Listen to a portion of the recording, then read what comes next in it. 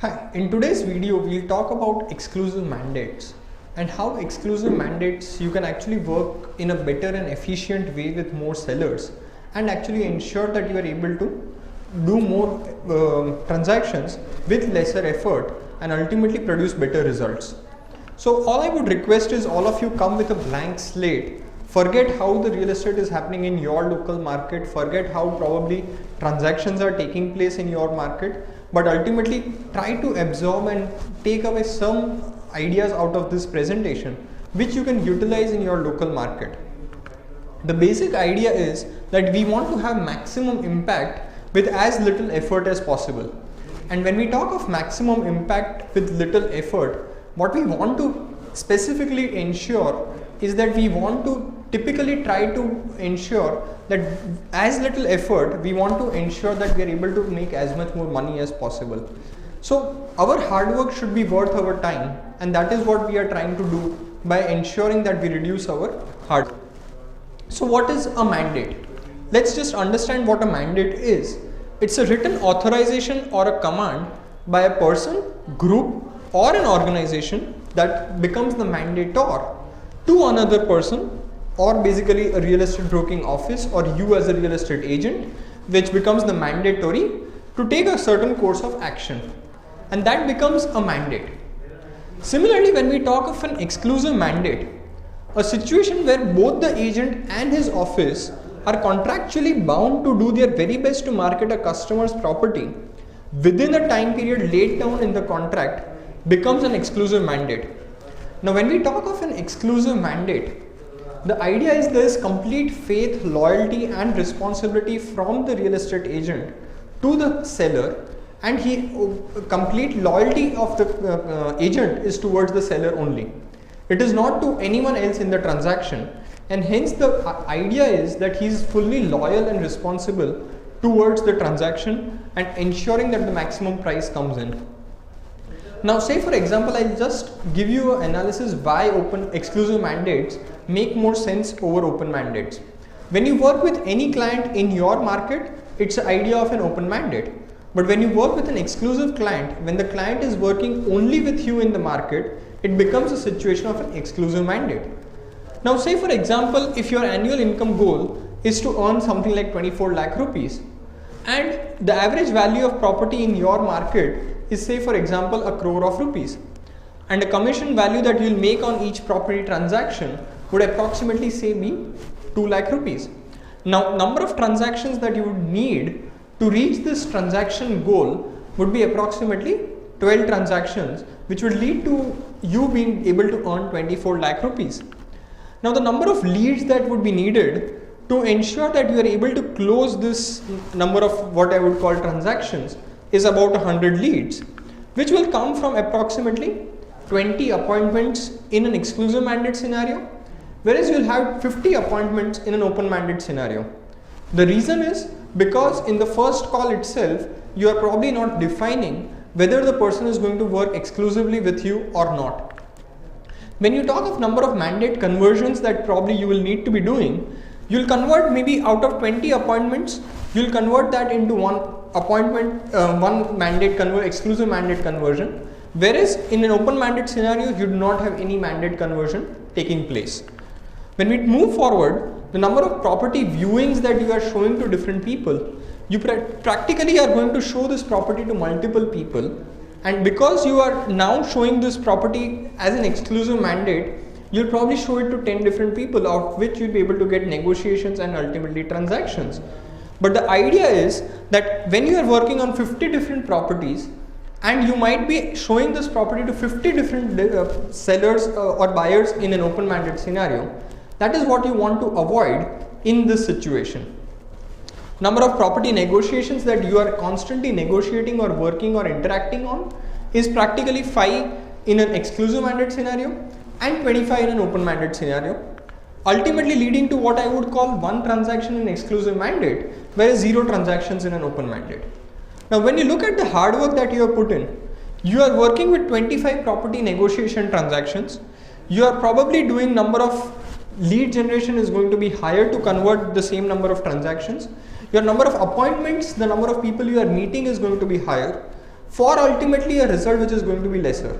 And that's the entire idea as to why exclusive mandates make more sense for the real estate agent whilst he is doing real estate broking transactions. Now, advantages for the broker, understand it from first your point of view, why you should be doing real estate transactions in an exclusive manner, why you should represent the seller exclusively to ensure that he works with you. So first of all, it gives you guaranteed commission.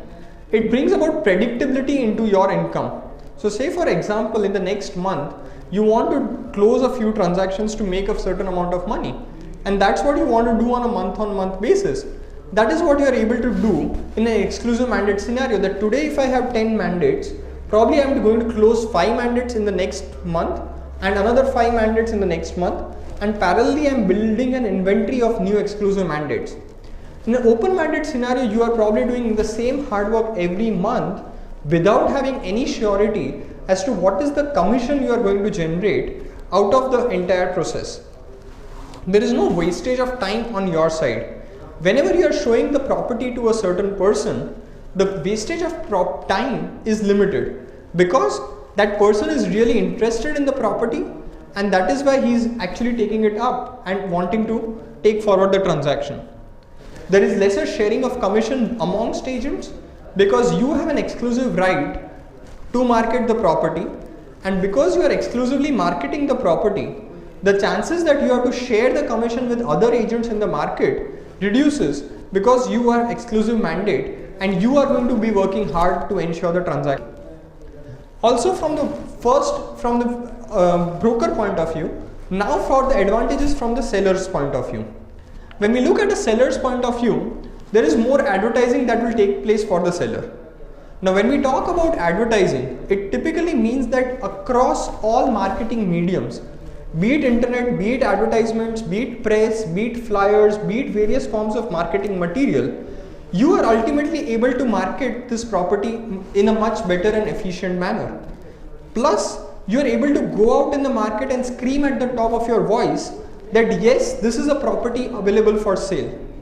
And because this is a property available for sale, the chances that you are then going to get a suitable buyer for it increases. If you are going to hide the property, thinking that probably if someone else knows about the property, that this property is also available for sale, and that buyer might approach the seller directly, or that agent might approach the seller directly, and I'll lose my commission, so better I don't tell about this to anyone, is a situation that you would ideally want to avoid. Plus, as a seller, as an individual seller, you are talking of knowing maybe 5 or 10 agents in the market. But the agent who is actually working on the property is knowing more than 10, 15, 20, 30 agents in the market who might be having a buyer for the said property. So the idea is to ensure that you are able to market the property to not just probable buyers, but also other agents in the market, which will lead to a situation wherein the property gets sold really fast. Moving on, we also talk about your agent will insist that you will be getting higher offers. Now when we talk about getting higher offers, what we are typically talking is that what we want to ensure is that we'll wait till the right price of the property is got. And right price of the property is got only when you actually wait for the right offer from the right buyer. In a situation where he wants to close the transaction really fast, probably he is trying to work with the buyer, probably he is trying to work with the seller, both together at the same time. Ultimately the transaction does not go through. But over here the chances of the transaction going through will be much better. Also, the seller is now better informed because the agent feels safe in investing time into your property. That ensures that you are able to actually take forward the transaction and wait for the right time till the transaction or the right price is achieved. Plus, when we talk about giving better service, there is a clause of possible termination if he is not able to deliver on things which were not agreed upon. So the idea is that when we talk of from the viewpoint of a seller, the seller gets more advertising, more agents know about the property, he gets better service, he gets better informed, he gets what I would call termination is ultimately in his hands. So the idea is he's working closely with one single person, and that one single person is actually ensuring that you are able to take the transaction forward. So let's begin from understanding what we understood is what is a mandate, what is an exclusive mandate. We tried to understand what are the benefits for the broker, what are the benefits for the seller. Let's now understand what are the steps to get an exclusive mandate. Let's begin from the first step, which is calling up and fixing an appointment. The first conversation that you have with the seller is the step where you actually begin to actually have what you call an appointment or begin the work for getting an exclusive mandate. The second step is meet and gain confidence through personal promotion. You are going to be talking about why you are best equipped to take forward the transaction in an exclusive mandate scenario, and how exactly you yourself, your team and your franchise office or broker office that you are working with is the best office to do the transaction. Discuss the services that you provide, be it in terms of exclusive mandate, open mandates, why exclusive mandates make sense, what all the basic specific services that you are going to provide, be it in terms of marketing, be it in terms of specific things that you are going to do to ensure that the property gets sold. Talk about the marketing plan. When we talk about the marketing plan, we want to ensure that we are able to take it forward and give him a clear defined manner in which the property is going to get sold. So talk and build a marketing plan for the property and then accordingly present it to him so that he feels confident that here is a person who is actually going to take forward the transaction. Benchmark the property price to available properties in the market and ensure that you have the right listing price. When we talk of the right listing price, without a good listing price, it's highly possible that you are trying to market or sell a property which is overpriced, and you are actually helping other buyers or other sellers in the market to sell their property faster. So benchmark the property price and ensure that every customer gets the fair value of his property. Discuss the commissions and the terms, be it in terms of what commission you are going to make, what commission in what situations you are going to make, and negotiations might take place. And then last but not the least, you have to close the contract to ensure that you yourself are getting this exclusive mandate arrangement with this person. So from step 1 to step 7, right from making the first call to ensuring that you have a mandate written authorization by the seller to actually take it up is what you want to begin with. As we talk about the first step, the call. When we talk about the first step, the call, the first step is how do you actually source the property listing? From where do you actually get the property to actually take it forward? So call the owner and find out as to what you would want him to, as to how he would want to sell the property. Give him a brief introduction about yourself and talk a little about the property listing. It is at this stage you are building a small rapport with the person and taking forward the discussion as to why you are the right person to actually deal in this property. You fix up an appointment, and this appointment you are going to be talking about yourself, about the franchise office, about your services, and why signing an exclusive contract with you makes more sense. The idea about the entire issue or the first call is that your ability to talk on the phone will determine how good you are in ensuring that ultimately you are able to take the exclusive mandate in your hands. The second step is your meeting. In this meeting, you try to determine who the actual customer is. Is he the decision maker? Is he just the recommender? Or is he the influencer in the transaction? When we talk of understanding this DRI understanding or decision maker, recommender, influencer arrangement, you have to understand if he is the actual customer, then he is probably the person who is going to take it up. And that's what you want to try to understand with the customer in this meeting. Yes, this is the person I want to work with. Similarly, whilst you go before the meeting, what all things you would do yourself, or prior to the meeting, how you would prepare yourself for the meeting to take it up and ensure that you go well prepared into the meeting. So your documents for personal promotion, you could be having your flyer, you could be having your brochure, you could be having what I would call your office profile or office brochure. You could also be having various material that promotes yourself or your past background in terms of number of transactions that you would have done. Everything is part of the personal promotion that you might want to carry. Similarly, you might carry a market analysis report.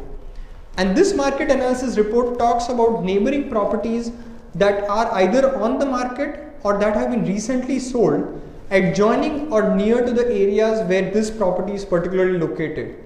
The idea is to give the customer a feeling about what property price is actually the ideal price for the transaction to go through. You should have a thorough knowledge on the property. When we talk of thorough knowledge on the property, you should try to get some basic idea as to how old the property is, where it is located, what are the various things in terms of the property, nuances that you might want to understand, which probably you have also talked to the person on the phone, and that is the entire understanding that you want to bring along on the table whilst you start talking with the person. You might want to carry a marketing plan as to what are the basic things that you would be doing to market this particular property, which is what you want to actually ensure, and agreement copies is what you would carry as to ultimately you want to sign an exclusive mandate. So your checklist prior to the meeting is to ensure that all these reports are in place, all these forms are in place, your personal promotion material is in place, and you are able to actually bring forward them during the discussions to take it up. Remember that there is a mutual objective, and this is what the seller and you yourself understand. To sell the property at the highest price in the shortest amount of time with the most favorable terms is the mutual objective of the seller as well as the agent. Most of the times the agent is going to get compensated depending upon the price, and that is what you want to do. What you want to ensure is sell the property as soon as possible, because ultimately you want to realize the money faster. You want to sell it with the least inconvenience, so you want to maybe give the buyer lesser payment terms or maybe any other thing, and at the highest possible price. So you have mutual objectives. The seller has to understand that by appointing an exclusive agent for the property, you are ensuring that he is getting a dedicated person to work for the property, and that is what you want to ensure by signing the exclusive mandate agreement. The idea is that you are working with the seller as a team to get the property sold, and cooperation and communication with the seller and the agent or internal communication will lead to what I call collaboration, which leads to ultimately the transaction moving forward in the fastest possible manner. From the seller's mind of view, what is the seller's mind thinking while he is talking to you? Whilst we go into the meeting, the second step, the appointment, he's thinking, can I trust this person? Does he really care about me? Does he really care about whether the price of the property is going to be really high? Does he care that the fair value of the property is going to get realized or not? And similarly, is he good in what he is talking about? Is he going to deliver on the promises that he is making? And that is what you want to ensure, that you are bringing enough value on the table in the meeting to ensure that the seller actually starts respecting you. You don't want to backstab a seller by committing him 100 things but not being able to deliver on any of those things. So that is the mind of the seller. Try to work on the seller's mind so that ultimately the decision making person feels that yes, he is the right person. Try to see over here, most of the thought process that he is actually working on is more emotional thought process rather than a rational thought process, and that is what you are trying to actually work towards, building trust in his mind. When we talk about building trust in his mind, what are the basic things that you can actually talk about? You actually thoroughly inspect the property. When you start inspecting the property and when you actually see each and every room, when you see each and every paint or the pictures or maybe the flooring or maybe the way the property is located, each and everything goes in the mind of the seller that this person really cares about how my property is going to sell. Ask him what are the benefits of the property. Ask him what are the good points and why this property should attract a higher price. Ask him what changes he has done in the property which makes him really feel that this property will attract a higher valuation. What are the negatives in compared comparison to the other property. He's the person who has stayed in the property, so he knows best as to what are the negatives about the property. So understand his objectives and then ultimately help him price the property. The idea is that when you talk about presenting a comparative market analysis report, he will always want to have a higher price, and that is the mindset of any seller that you are going to work with. He wants as high a price as possible, and the typical mindset that you will face with sellers is that they'll begin with a price which is 1.25 times the fair value of the price, which they believe that over a period of time it will come down to maybe 1.1x or something. But what happens is, if the market is not performing as good as it can, then probably this price appreciation is not going to come in at all. Instead, buyers will get deterred by the property and they'll go and look at other properties, which is what you would want to avoid. So review and advise the client on how you can actually stage the property also. When we talk about staging a property, I've given a photograph over here. This is a badly lit room, whereas if it is lit well, covered with a tablecloth and put up with what I would call vessels, it gives a nicer feeling as to what the person or the person who's going to look at this property and looking to buy this property will feel when he comes into this property. Ask for the client's commitment to begin marketing the property. When you typically are working with a seller, when he is ready to sign the exclusive mandate, you are also talking that once you sign the mandate, I am ready to start marketing the property. But unless you sign the mandate, I cannot begin marketing the property. So ask for his permission, ask for the contract review, and ask for permission to market the property, which ultimately leads you to move into the next step, which will lead you to market the property at the right price. When we talk about building personal promotion or building your credibility, you have your resume, you have your client testimonials, you have your references, you have your office profile, you have everything to actually build up the entire image of yourself as to why you are best suited to actually promote this particular property. Now talk about the services provided. The services that you are providing begins with a comparative market analysis report, and that we'll talk about as to what exactly goes into a comparative market analysis report. A CMA well presented can ensure that the listing comes at a fair price. A listing which comes at a fair price will ensure that you are able to take the transaction forward and close the transaction within a time frame, which leads to you being able to ultimately get brokerage or commission out of the whole thing. You might also be having financing proposals, which could be in terms of how exactly you can take forward the financing part of and stuff with him, or your market preparation guide in terms of how you will ensure that the property is marketed really well and how it can be done. Similarly, your homeowner's analysis or relocation package, what you would want to give to the seller as he moves towards out of this property into a new property, is what you would want to cover in your set of services that you are looking to provide to this particular seller. What's a comparative market analysis? It's a written report of transactions in the area, identifying similar properties that have sold recently or are currently on the market in an effort to determine a realistic price for the subjective property. What are we trying to do? If I'm trying to sell a bungalow, I'm trying to compare the value of the bungalow to any other neighboring bungalows in the neighboring vicinity, so as to ensure that I am able to get a fair value of the bungalow property.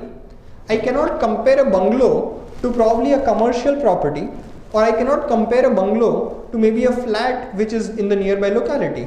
So the idea is compare it with similar properties that have been sold in the recent past.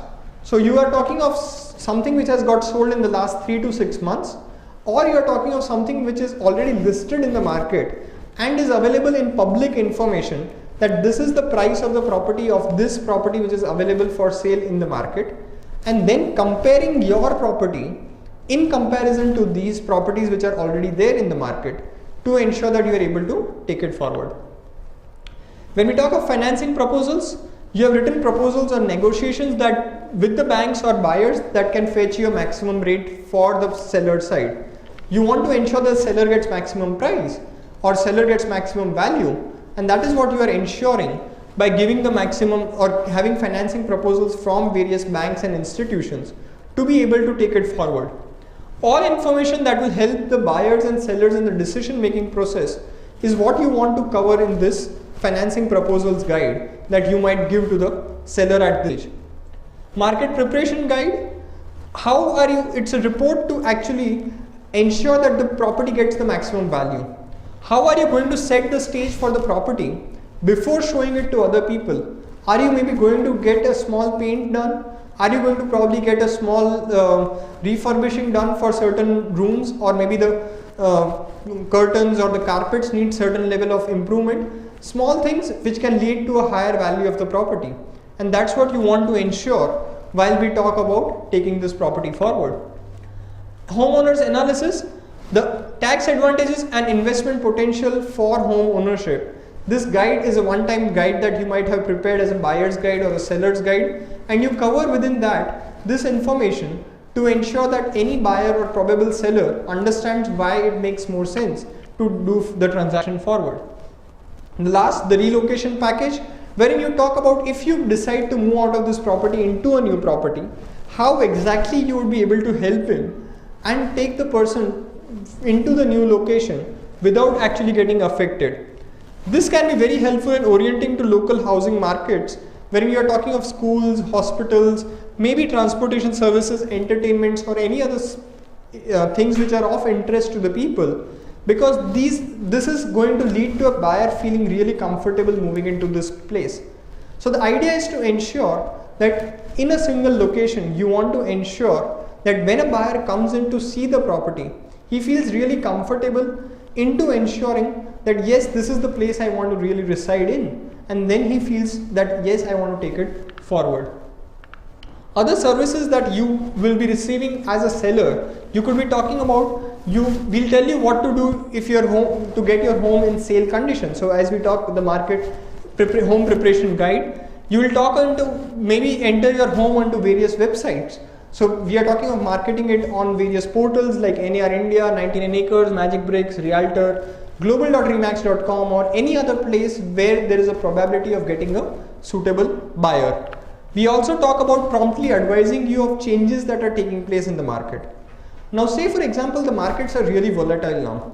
There is a new scheme which gets launched, the prices fall for the resale properties. There's lack of new supply in the market, automatically prices rise for the old properties. So you will promptly advise for changes in the market conditions to ensure that ultimately things can move forward. You also talk about coordinating and monitoring the settlement process of the buyer into the new home, or helping the seller move out in this old property into a new location wherever he is possibly there. Appraisal and the buyer's loan approval process. Most of the property transactions now take place in terms of buyer loans. So that's where you will take forward the appraisal process and ensure that you are able to monitor this process so that the seller realizes his money really fast. Present during the closing process to ensure a successful transaction. Your presence, try to understand the seller has done maybe 3 or 5 or 10 transactions in his lifetime. But what we are trying to do is, when we sit on the negotiation table as a real estate agent, you are trying to broker a deal. And when we talk about brokering a deal, you are ensuring a closure of the transaction. And this closure of transaction is what we are trying to ensure whilst we talk about taking the transaction forward. Also, as a seller's agent, your responsibility is to present all buyer offers that come for the property and taking these offers to ultimately being able to get the best offer, decide on the best offer, and then ultimately close the best offer. So that becomes your negotiation point. When we talk about the fourth step, the marketing plan particularly, this is where you are going to do all the efforts. This is your hard work to ensure that the property gets transacted. And that is what you actually focus on as to why you have all the marketing tools, all the marketing mediums to ensure that the property will get the highest possible price. You will try to tap all possible buyers in the market to ensure that the property gets sold. Now when we talk about it, sell from the heart, not from the brain. Try to understand a simple formula. The pockets are closer to the heart and not to the brain. So that's where you have to sell from. Your idea about selling has to come from the heart, you have to really connect with the seller as to what price he wants, why he wants the price, and what efforts you are going to put in as to how you are emotionally connected to selling the property to ensure that he really feels that he wants to take it forward. So begin with, advertising does not sell homes, real estate professionals do. So the idea is that I as a real estate professional will put in all efforts to actually ensure that the property gets sold. If only putting an advertising sign can sell the property, then probably I'll not do that. There are many ways of merchandising the property. Some will get you more calls, but it will ensure that it is like shown pretty often, and then ultimately the chances are that the property will get viewed by so many people, but you'll not get the right buyers. So it is like a retailer who has specials to get customers into the store so that they look at the rest of the merchandise. The right methods need to be identified to market your property. So depending upon the type of property, say if it's a premium property, you want to probably put it on premium places. If it's an affordable housing kind of property that you are marketing, you want to put it at those places. And that's what your responsibility as a real estate professional is, that you want to ensure that you are able to take it forward and justify the hard work that you are putting in. What are the 4 P's or basic things that you need to do come what may? Put up a small sign wherever the property is located.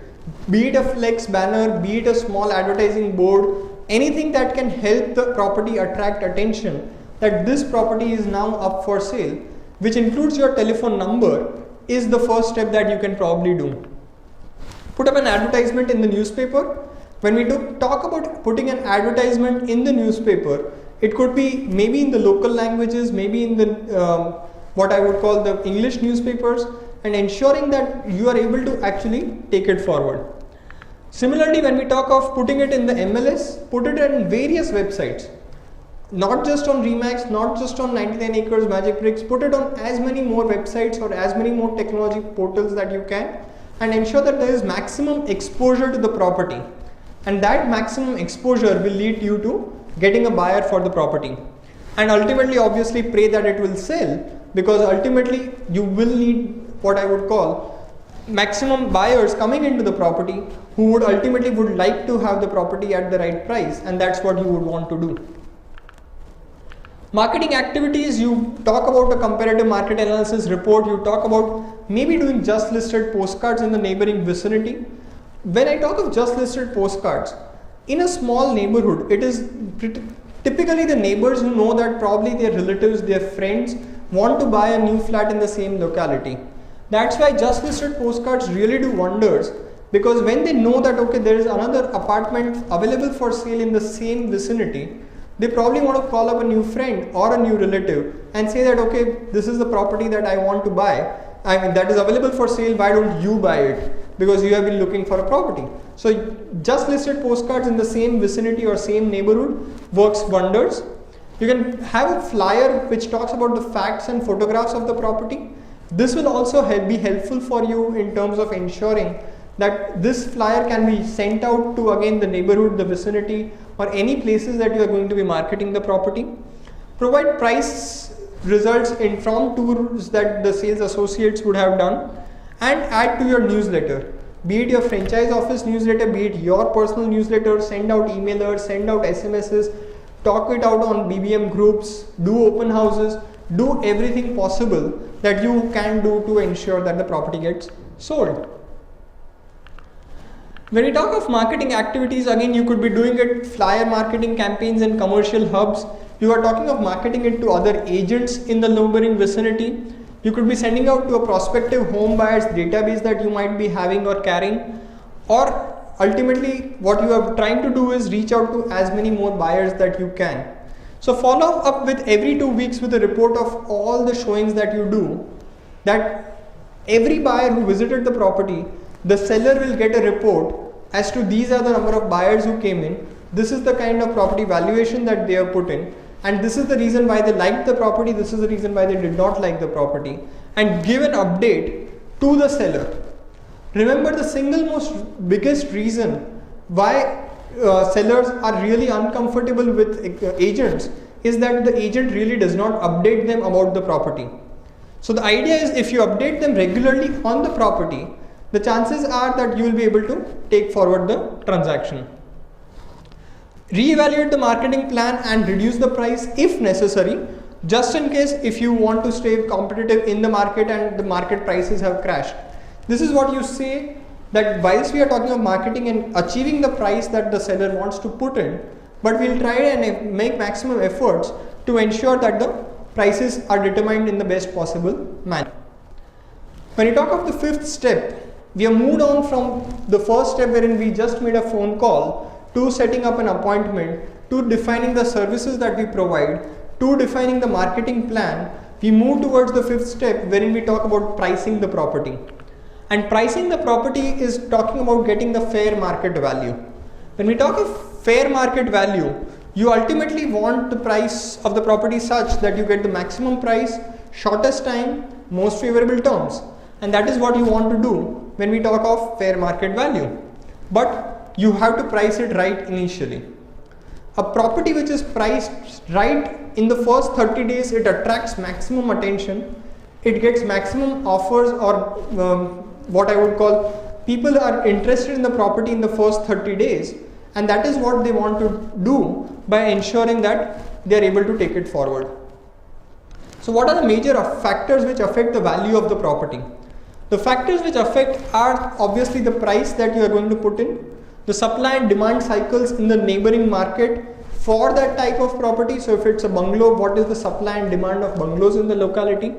Seasonal markets, say for example, in certain periods of the year, certain properties will not sell. Maybe it's not a good time to buy property and the transaction will get delayed by a month or so. The interest rate calculation in terms of the buyers being affected by the loans that they need to take and then accordingly be repaying those loans. The condition of the property particularly, the political conditions, and obviously the most important factor remains how well the property is located. So various factors which affect the value of the property are what we are talking about over here, and how exactly you can actually look at evaluating them is what you need to understand. So you can look at a market value approach, as we talked in the comparative market analysis, talk about finding the neighboring properties and then valuing it accordingly. Or maybe you can look at it from an income approach. Say if it's a property which is going to give a rental income on a month-on-month basis, or if it's a property which is going to actually fetch some kind of value on a monthly EMI kind of basis, there you can call it from an income approach, that this is the probable value of income that I am going to accumulate over years, which will lead me to actually being able to take it forward. Then obviously there is a cost approach. What will be the price which will be required to replace this asset is what we are talking about. So when we talk about the cost approach, what is the probable cost of land, probable cost of infrastructure, probable cost of the material and the building getting ready, the existing cost of construction compared to maybe the property is 3 years old, but now the probable cost of construction if I want to build the same building, and that is what you put in the cost approach. When you value the property, value it either one of the three methods, and that will lead the seller to understand that okay, this is the property, my property can fetch only this much amount of value into the transaction. The idea is that determining the value, you have to portray that you will be able to do it right for them. So my report will consider all the factors above and lead us to list the property right from the beginning, at the right price from the beginning. What are you trying to ensure? We are trying to ensure that you will take care of all the factors that we just talked about and then give the right valuation of the property. A typical seller will never be able to do this, and that's where your role as a real estate agent comes in, by ensuring that you are putting the right price for the property. You also agree to a property price by ensuring that you have enough content.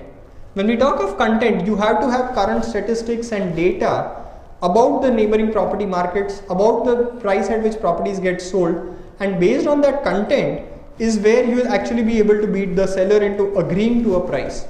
Your statistics data in terms of what are the existing values of property is what you want to determine, and then you put in things like what are the listing price, what is the selling price, what is the number of days on market the property has stayed, and all of that ultimately leads you to ensuring that you are able to take it forward.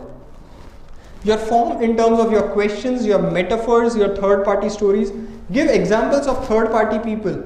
A person has probably put up a property at really high price.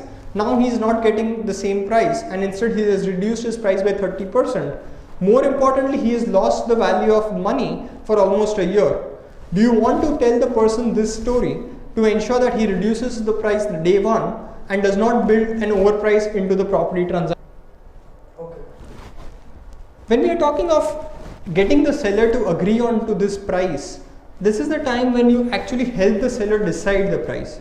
You are not trying to force him into a decision, you are actually helping him decide the right value of the property.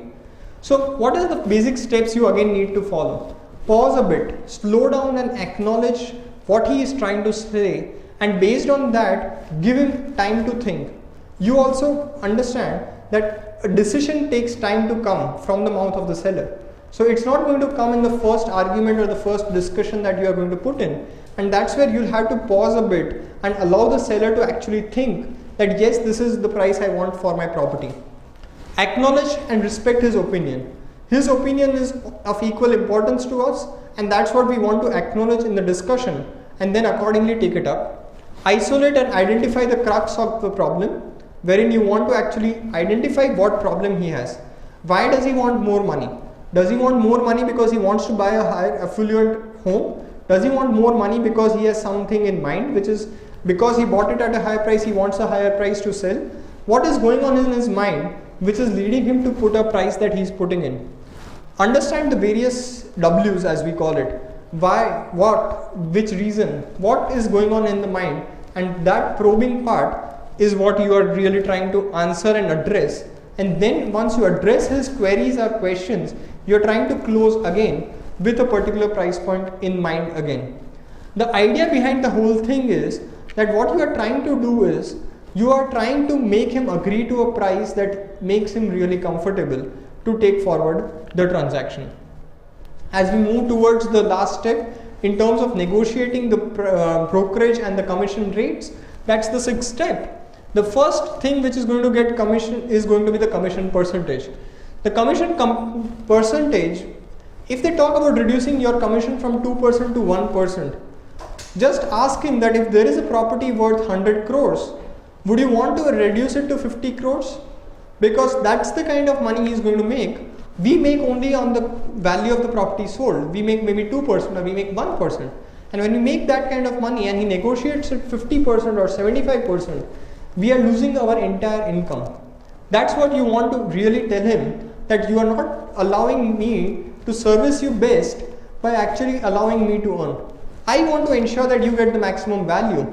Even if I am able to ensure that the property which is worth 90 crores gets a fair value of 95 crores instead of selling it underpriced at 90 lakhs, in 95 lakhs. I am talking of 5 lakh rupee value add you are bringing into the transaction, and that's the value add that you are asking for on why the transaction commission should be shared with you. Do you think a good agent with good services will be reducing his fees to half? Is what he wants to answer. And as a seller, he would understand that why you need the commission to work really hard on the property. There will be also a mandate period. Try to get the mandate for at least 90 days. And when I talk of 60 to 90 days, the first 30 days will go in actually ensuring that there is maximum visibility and awareness of the property. And as you get more visibility and awareness of the property, automatically the transaction will go through within 60 or 90 days. But the important thing is that the property has to be priced correctly.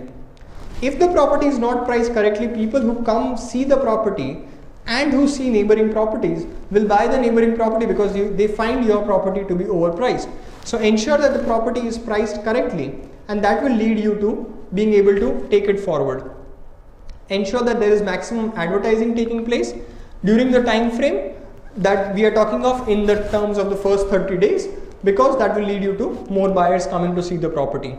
And close a transaction within 60 days, but never take an exclusive mandate for less than 2 to 3 months, because that's the minimum time frame you need to market, advertise and promote the property to ultimately take it forward to transaction stage. The last step is in terms of the closing of the contract, wherein If you are not able to close, you are actually going to lose the property transaction. And when you are losing the property transaction, you are losing the probability to earn brokerage out of the transaction, which we are talking of over here.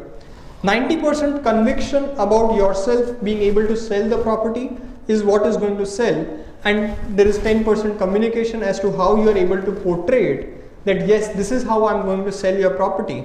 But the idea is you have to bring conviction on table to be able to sell the property. Closing rebuttals that might come to you, there would be a probability he'll say, would you be willing to pay for the classifieds, the sign, the advertise, the internet, and every time several people see our office? So your response is that we do invest a lot of time and money into listing, and the corporate policies do not allow us that if we do not have an exclusive listing agreement, we'll not be able to take it forward. Similarly, there might be a situation wherein he might say that ABC Realty will take my listing without an exclusive agreement. So your probably is they probably need more listings, but that does not necessarily mean that they are actually making sales on the same transactions. Closing rebuttal, what if you fail to deliver on the commitments that you are making? Your simple response is that you shouldn't be worried much, as the listing agreement indicates the clauses of termination and how it can be terminated if we fail to deliver on what we agree. Is there any other reason why you wouldn't want to sign this particular agreement? Is what you would want to ask the person and then ultimately hope to get the dotted line. When we talk about getting the dotted line, it's only after you get the signature is when you begin working on marketing the property. And then obviously the entire effort is that once you are able to market the property, you'll be able to sell the property, you'll be able to get the commission on the property. There is an agreed commission on the property, which is the full value of agreed commission that you agreed on, and then take it forward. No excuses. Great salespeople do not give excuses, they just accept 100% of responsibility for their success or failure. I believe all of you who are watching this particular video are great salespeople. You are the people who are going to be responsible for your careers, your success as real estate broking personnel, and that's what you have to take 100% responsibility for. Exclusive mandates is a way of ensuring that you will make maximum impact with little effort, and that's an idea of how you can actually ensure that you are able to build a business for yourself. If you are not going to be achieving your target, don't revise your targets, just revise the activities you need to do to reach the same goal. So similarly, if your exclusive mandates don't work maybe the first or the second time, maybe you need to increase the number of activities that you are doing to ensure that the property gets transacted the first time over. Thank you very much for your time once again, and it's always a pleasure connecting with you.